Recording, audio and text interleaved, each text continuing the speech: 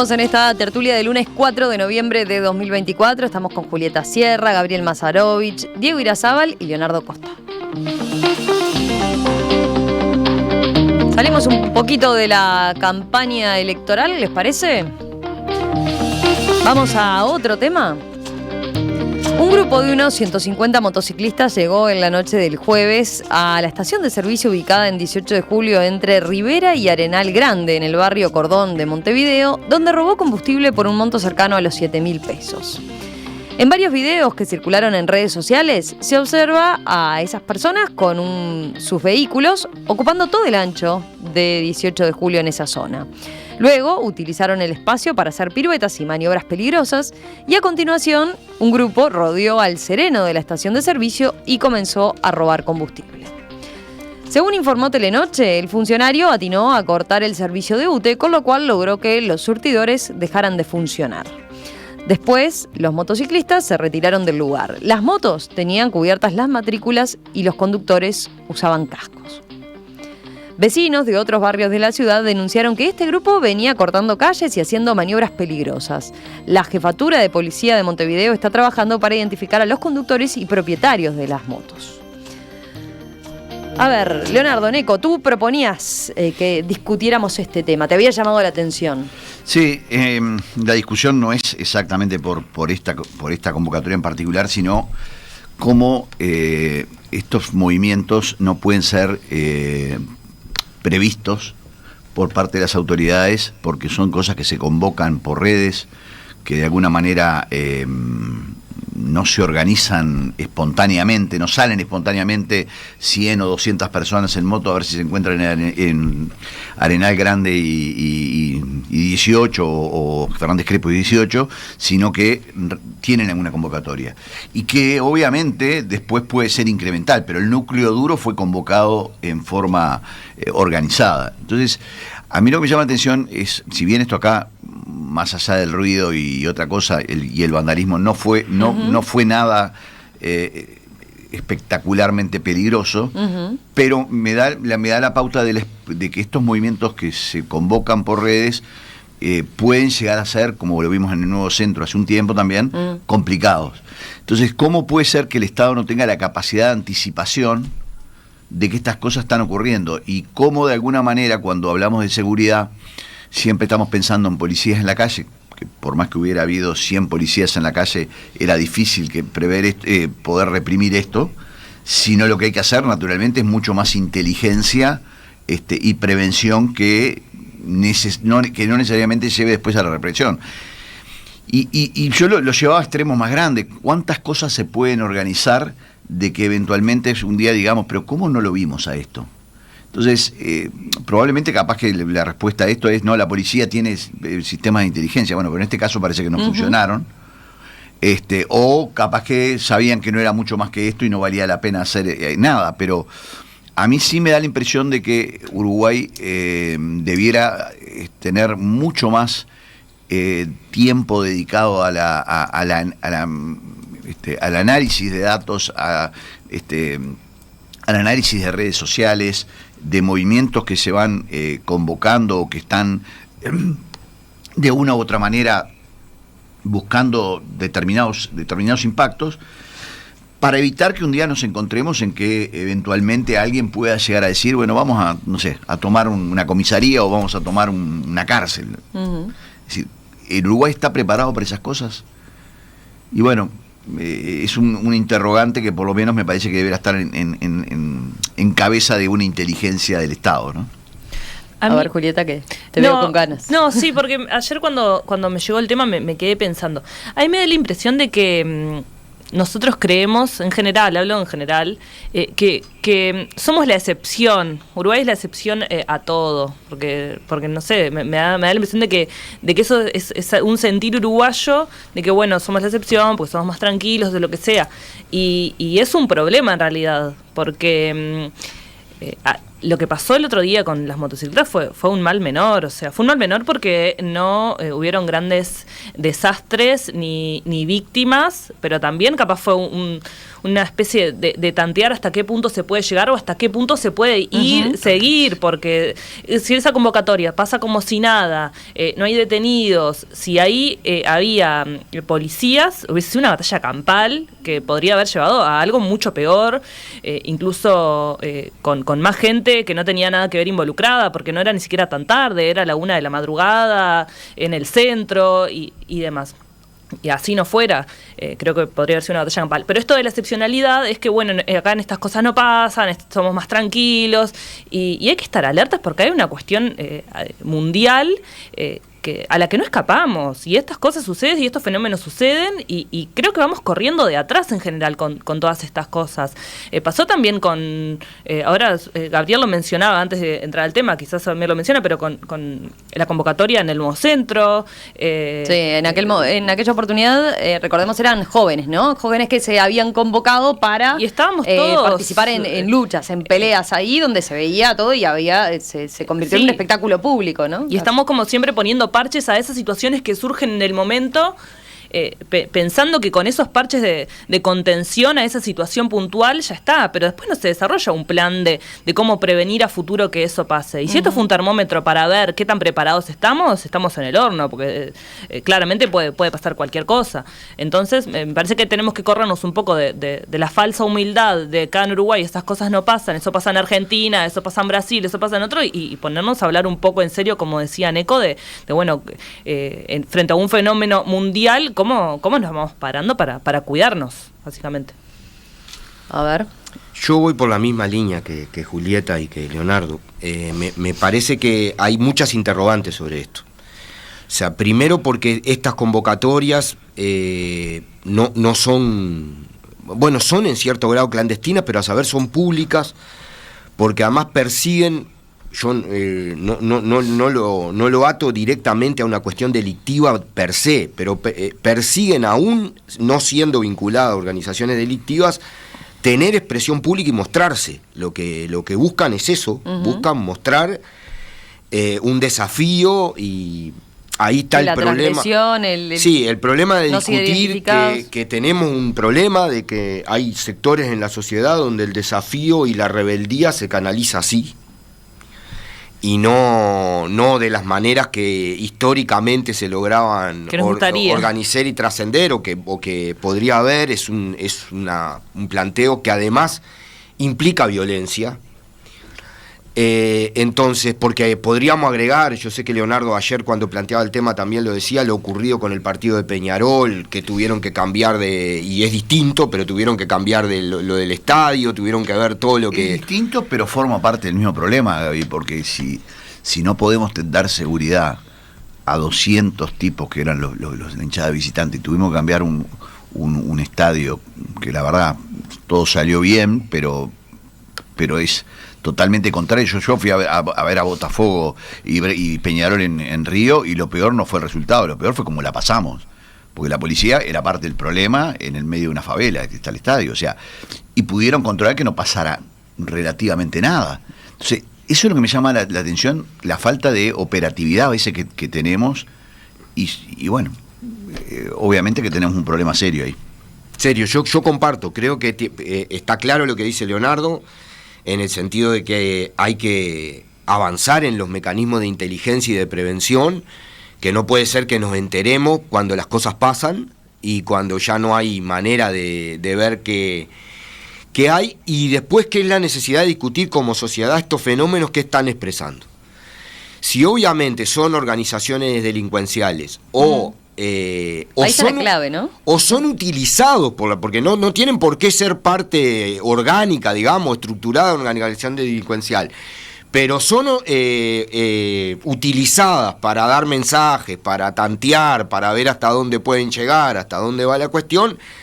Es un problema que además tiene implicancias policiales y si no lo son, también, ahora que hablábamos de señales, son señales de sectores de la sociedad que también hay que atender, que también hay que discutir y ver qué es lo que está pasando, porque también hubo ahora, hay todos los fines de semana, desafíos a peleas en algún barrio, en algún lugar, en alguna cosa, las famosas picadas, que ahora ya nadie habla porque todo el mundo le parece que es normal, ¿no?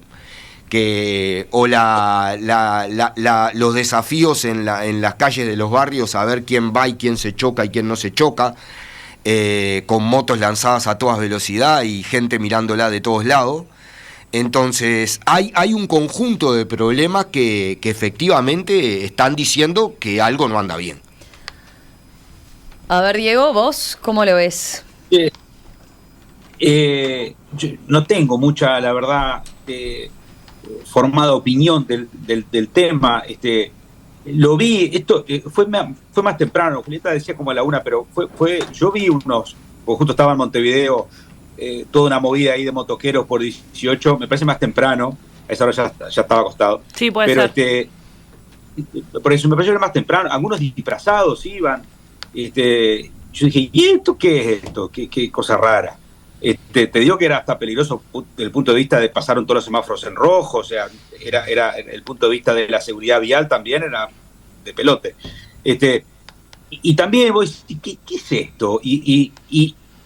Y si bien la pregunta original de Leonardo de si estamos preparados, que yo creo que obviamente no, y concuerdo con todo lo que han dicho ustedes, y siempre, también Julieta decía, siempre vamos de atrás en estas cosas, siempre vamos de atrás, y si hará falta profesionalizar, si hará falta invertir más en inteligencia, en cosas, pero también a veces uno se pregunta, bueno, pero ¿cuál debe ser la respuesta en estos casos? Bueno, si pudiéramos conservar, sí. No, iba a eso. ¿Vos tenés duda qué tipo de respuesta habría que hacer ante una situación como esa? Digo porque hay oyentes que lo plantean. Dicen, claro, ¿qué haces? Julieta decía recién, si había policía, podía haber sido un desastre también, ¿no? Exacto, pero digo, ahí siempre está el tema de cuál debe ser la respuesta, porque no todos estamos de acuerdo en el tipo de respuesta, o puede haber un mínimo de desborde, o se aprovecha una situación. Pasó cuando la época de la pandemia también, que tuvimos ahí todo un temita de a veces algunas aglomeraciones o algunas cosas que se generaban y no era lo correcto, y si intervenía la policía, aguarda, hoy todo el mundo está con un celular en mano y es muy fácil filmar a un policía queriendo imponer orden, ¿tá? Y donde ese policía se vaya una palabra de más, ya lo prendemos fuego. Entonces, yo qué sé, creo que cuál es el nivel de respuesta y cómo consensuar respuestas que sean institucionalmente aceptables por todos, pero que mantengan lo que creo que todos los uruguayos bien quieren, el orden, ¿no? Acá veía este mensaje, dice este oyente, lo que me preocupa es justamente, Erwin, es quien escribe, lo que me preocupa es justamente es que intervenir hubiera sido peor. Así vamos, dando vuelta a la carretilla, así atamos con alambre y no te la cargan. Dice, a ver, ¿les quedó algo? Yo le voy a dejar, está claro que tenés que ver las respuestas porque a veces las respuestas represivas per se complican las cosas en lugar de resolverlas. Pero hay muchas maneras de tener presencia policial, muchas maneras, no hay una sola, ni es sola para ir al enfrentamiento. Y sobre todo la pregunta acá es si no había posibilidades de actuar antes de que esto se concretara. Porque si vos tuviste una convocatoria, alguien convocó, están en las redes diferentes, y entonces de repente hay acciones preventivas. Lo que tenemos que estar de acuerdo, nadie está hablando de sacar una presencia y arrasar porque es peor el remedio que la enfermedad. Pero vos podés, por ejemplo, si tenés antes podés cortar la zona, podés evitar que haya gente caminando, podés evitar gente que haya circulando en auto para que no corra peligro, podés reforzar la seguridad de la pobre estación de servicio, que es la única que está en 18 de julio, además, no hay más. No hay más, es verdad. Es una sola, entonces tenemos que tener posibilidades de proteger la única estación de servicio que está en 18 de julio. Entonces, que no se la vea solo el sereno, ¿no? Entonces, esas son las preguntas, obviamente, en torno de reflexión. Nadie está hablando que salgas a... Pero se supone que algo podrías hacer antes para prevenir algunas cuestiones. A ver, Diego, ¿qué decías? Sí, no, digo, Gabriel, si hacemos todo eso que vos decís, no corremos el riesgo de que, bueno, entonces, si es tan fácil, todos los fines de semana van a organizar una, ¿no? Porque si le empezás a dar ese marco, es como que lo estás legitimando en cierta medida. Sí, Yo confieso, y además lo digo con total honestidad, que no tengo diseñado en mi cabeza medidas que se puedan tomar, y todas tienen a favor o en contra. Obviamente acá se busca una publicidad, y si vos le das la publicitas más. La pregunta es, si no hacemos nada, ¿esto para acá? Bueno, hay varios oyentes que llaman la atención sobre, por ejemplo, incluso que en el momento esto se debió ver que venía, si ponele que no se detectó, ¿no? En su momento, la inteligencia falló, no lograron ver que esto iba a ocurrir a partir de la convocatoria en redes sociales. Dicen, bueno, ¿y qué pasa con las cámaras del Ministerio del Interior que están ubicadas a lo largo del espacio público y que permitían ver que eso iba avanzando? ¿No daba paso para justamente hacer algún operativo de contingencia que viera hacia dónde se estaban dirigiendo, por ejemplo? Hay otro oyente que apunta que incluso lo vio y señala que hubo hasta que efectivamente un patrullero intervino, que estuvo aguardando que llegaran refuerzos y que dice lo vio in situ. Sí, digo, porque el nivel de cámaras que hay en Uruguay, y en 18 más. Y en 18 más, por supuesto. Incluso había una propaganda, creo que era del Partido Nacional, que decía, hemos colocado tantas cámaras y nos vamos a comprometer a tantas más. Yo creo que, sí, no me acordaba de quién era, pero que a mí me llamó la atención, es decir, las cámaras en sí mismo son un instrumento interesante, pero detrás de eso tiene que haber también mucha inteligencia de ir viendo. Yo no soy un experto en seguridad, simplemente estoy opinando como ciudadano y no mucho más que eso, porque capaz que no es viable lo que estoy diciendo, pero digo, la realidad es que hay un montón de movimientos que van ocurriendo desde que se van generando, cuando ya son 30 motos, cuando ya son 40, que uno puede decir, bueno, ¿hacia dónde van? Y la impresión que uno tiene es que las cámaras acá se utilizan nuevamente, después que ocurrió, voy a mirar a ver qué fue lo que pasó. Y no en el desarrollo eventual de una actividad que en este caso de delictivo tuvo simplemente el robo de nafta, que para el propietario de la estación me da mucha pena porque para él es todo. Pero en realidad pudo haber sido mucho peor, con destrozos que por suerte no ocurrieron. Y de última no hubo ninguna persona que lamentar, ninguna vida, ni mucho menos. Pero sí creo que estos movimientos no ocurren porque sí. Hay alguien que lo organiza, entonces capaz que lo que hay que ver es quién está organizando, cuál es el móvil, si es simplemente una proclamación de la moto como una actividad de divertimento o lo que fuere, o si detrás de esto puede haber alguna otra cosa. Yo creo que es eso lo que uno debiera demandarle a las autoridades, decir, bueno, ¿qué hay detrás de esto? Porque el otro día incluso, y agrego una cosa más, no sé si fue la senadora Bianchi, que mandó un tuit diciendo, qué casualidad, ¿quién habrá organizado esto? Y da lugar a la paranoia, si uno quiere. Es decir, bueno, esto no será algo para desestabilizar, yo creo que no, claramente, esto fue una cosa autoconvocada, pero la pregunta es si uno va a decir, si yo quisiera desestabilizar, no Leonardo Costa, si alguien quisiera desestabilizar, ¿lo puede hacer? Uh-huh. ¿Y tan fácilmente así? Es que creo que fue una elección hacerlo en 18 de julio, ¿no? Creo que si fuera en otro barrio de Montevideo pasaba más desapercibido o no tenía tanta repercusión, pero fue una definición hacerlo en pleno 18 de julio, un domingo de noche, temprano. Fue una forma de decir, estamos copando la ciudad, porque capaz si era en otra calle menor de otro barrio, quedaba como, bueno, esto es algún movimiento narco o no, o lo que sea, o de pibes desquiciados de un barrio puntual que se están organizando, y lo minimizamos cuando en realidad sería igual de grave, pero podríamos caer en minimizar la situación. Pero no, me parece que fue el sentido de, si queremos podemos copar todo, por eso lo hacemos de esta forma y con este ruido y por pleno 18 de julio. Las picadas sabemos que pasan en todos lados, si lo queremos comparar. Igual creo que esto va por otro lado, no por las picadas, que también claramente es un problema que tenemos. Bueno, hay varios oyentes que hablando de motos hacen referencia a eso, ¿no? En Quibón sabemos que hay desarrollo de picadas. Sí, y hay varios que dicen, venimos denunciando desde hace mucho tiempo y no hay forma, y se juntan así también. Las convocatorias muchas veces son en redes sociales. Y otra cosa que también me llamó la atención los otros días, la discusión entre, nuevamente, la Intendencia y el gobierno central, la intendencia diciendo esto no es un problema de tránsito, es un problema de seguridad, con nosotros no tenemos nada que ver. Y puedo estar de acuerdo con la afirmación, pero yo creo que llegó el momento en que tenemos que coordinar gobierno central y municipio, cualquiera sea el pelo que tengan, ciertas cosas básicas, porque si no, nos terminamos echando la culpa a uno y a otro, y en las picadas es un buen ejemplo, cuando en realidad yo creo que hay mucho más cosas las que se coordinan y que salen bien coordinándose, y otras que son las que justamente no se coordinan y terminamos pasándonos cuentas unos a otros. Y me parece que eso como país no está bueno.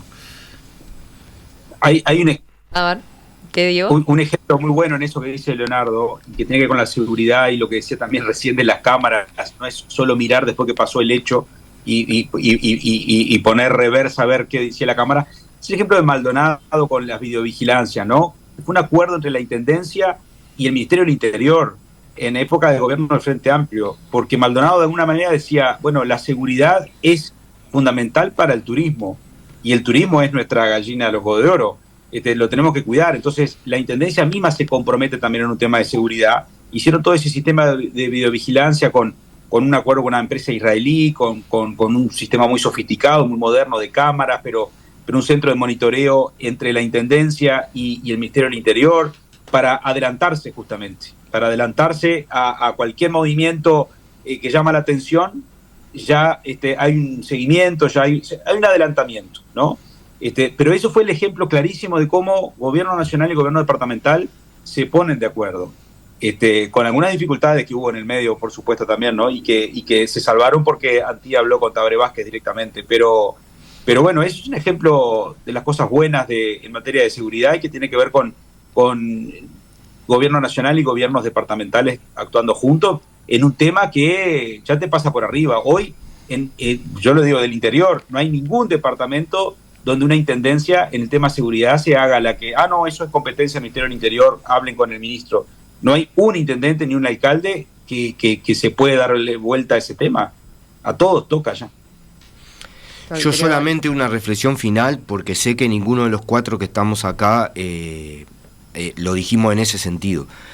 Pero creo que cuando se discuten estos temas tan complejos es bueno explicitarlo.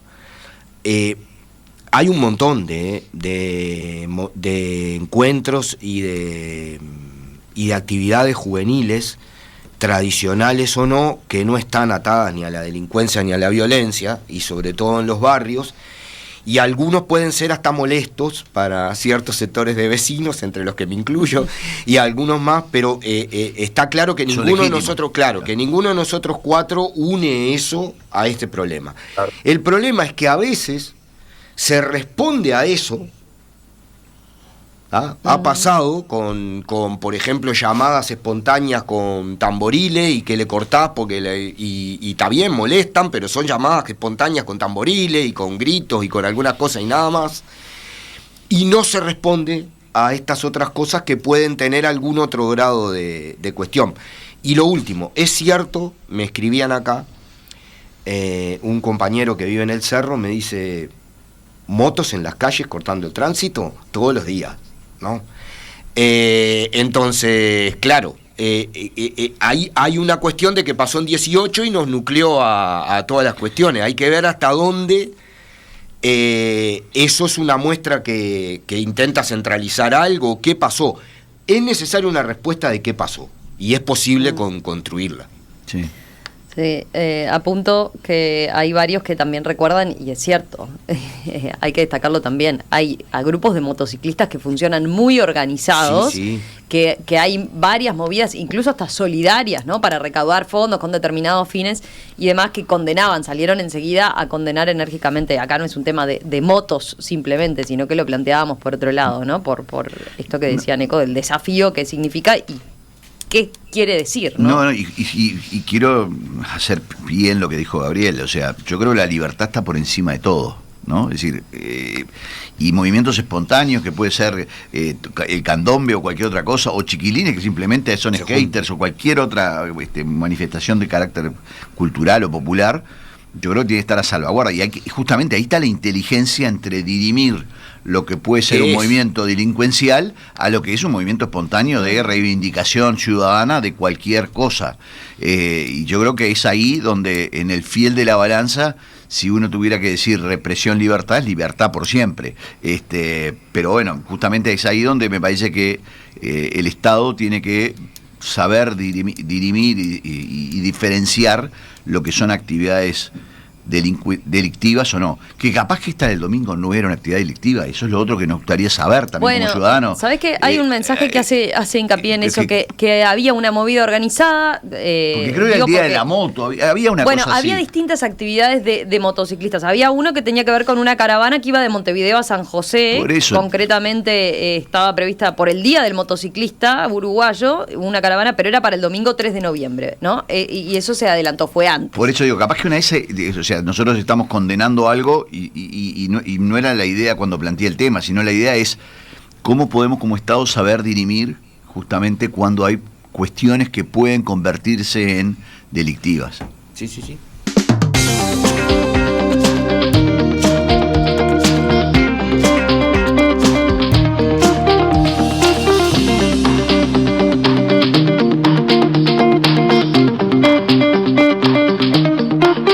Diego Irazábal, Gabriel Mazarovich, Julieta Sierra, Leonardo Costa, gracias a los 4, un placer como siempre y nos reencontramos en breve.